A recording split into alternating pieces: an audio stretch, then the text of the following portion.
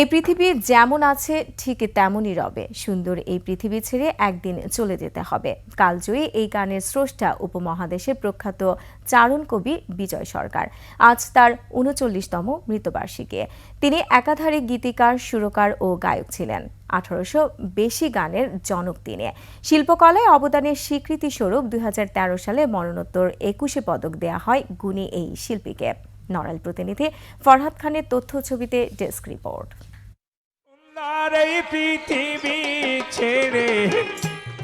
পোষা পাখি উড়ে যাবে সজনী গো, তুমি জানো না রে প্রিয়, তুমি মোর জীবনের সাধনা। এরকম আরো অসংখ্য বিখ্যাত গানের স্রষ্টা কবিয়াল বিজয় সরকার।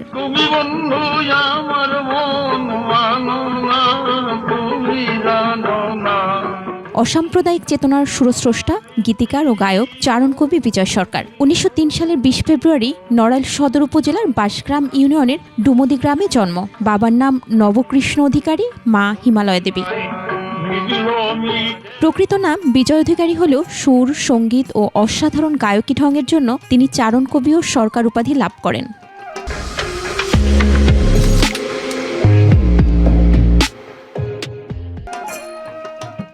শৈশব কেটেছে ডুমদি সহ নড়াইলের বিভিন্ন এলাকায়। ছেলেবেলা থেকেই ডুবে থাকতেন কবিতা, গান রচনা ও সুরের জালে। তাই প্রাতিষ্ঠানিক লেখাপড়ায় বেশি দূর এগোতে পারেননি। নবম শ্রেণীতে পড়ার সময় তার লেখাপড়ার সমাপ্তি ঘটলেও কারো মতে তিনি এসএসসি পাস। এরপর তিনি গানের দল নিয়ে ঘুরে বেড়ান বাংলাদেশ, ভারতের বিভিন্ন অঞ্চলে। তার দুই স্ত্রী বীণাপানি ও প্রমোদা অধিকারীর কেউ বেঁচে নেই। এছাড়াও দুই ছেলে কাজল ও বাদল অধিকারী এখন ভারতে বসবাস করেন।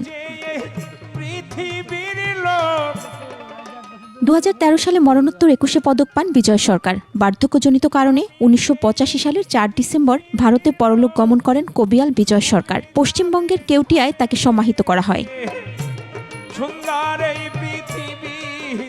লোকগানের বিখ্যাত শিল্পী হলেও এত বছরেও তার গান সংগ্রহে নেই কোনো উদ্যোগ। মহিমা পলি, ডেস্ক রিপোর্ট, ২১ টেলিভিশন।